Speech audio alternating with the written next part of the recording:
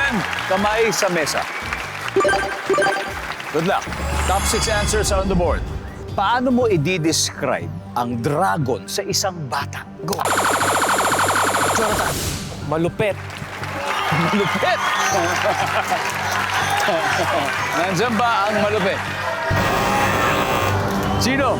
Paano mo di-describe ang dragon sa isang bata? Bumubuga ng apoy.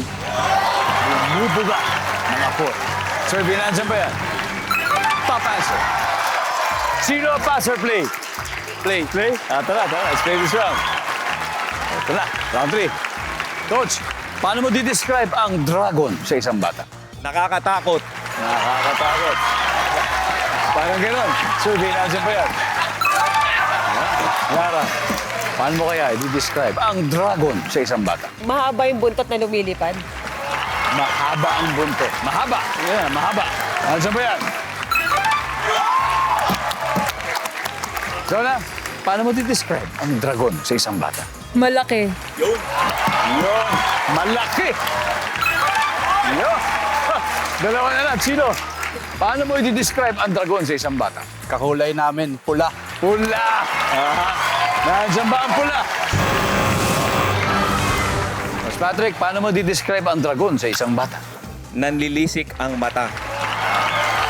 Nanlilisik muna bago bumuga. Nanlilisik ang mata. O, pag-touch of Rose Huddle. Lara, paano mo kayo di-describe ang dragon sa isang bata? Peklo. May claw. Yeah, tama, may claw. May claws. Wala rin yung claw. Juancho, chance para bumawi. Ha? Paano mo di-describe ang dragon? Mahaba ang kuko. Jonathan, Matulis ang ipin. lupit nun. Luis, Matibay o malakas. malakas. Calix, final answer will come from me. Paano mo i-describe ang dragon sa isang bata? Madami silang skills. Maraming skills.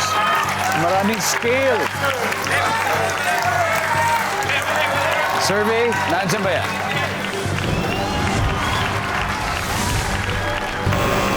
Wala! Alright, after 3 rounds, the Untouchable Bros, 88. At syempre, Team Tibay lamang na lamang na 254.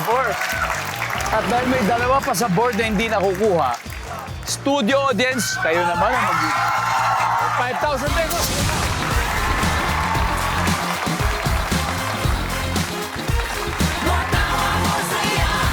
Pare, ano pangalan mo? Joseph Alexander Jr.! Joseph.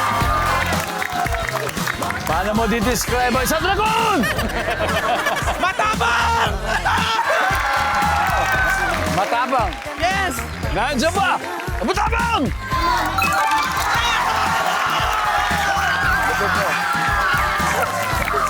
Parang ikaw, matapang.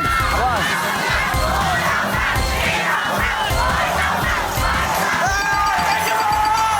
At siyempre, meron pa tayong regalo from Family Feud.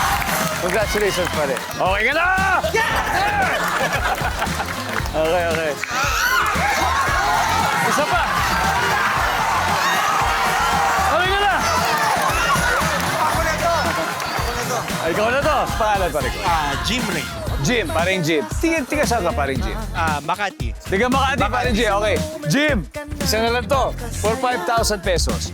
Paano mo mai-describe ang dragon sa isang 3-year-old? Makapal ang balat! Ito na yun! Ito na yan! Ha? Nakaramdaman ko! 5,000 na! Jim! Oh, makapal ang balat. Nandiyan ba yan?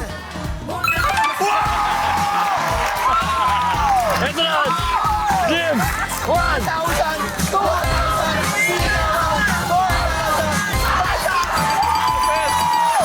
May bonus pa tayo, Jim, mula sa Family Feud. Ito, bahala ka na. Thank you so much. Thank you, Jim. Binabati ko yung pamilya ko, yung girlfriend ko, tsaka Team RWP. Let's go! Thank you, pare. Thank you, Jim. Oh, iba yung balat, iba yung scales, eh. Iba yun. Ito, makapal yung balat.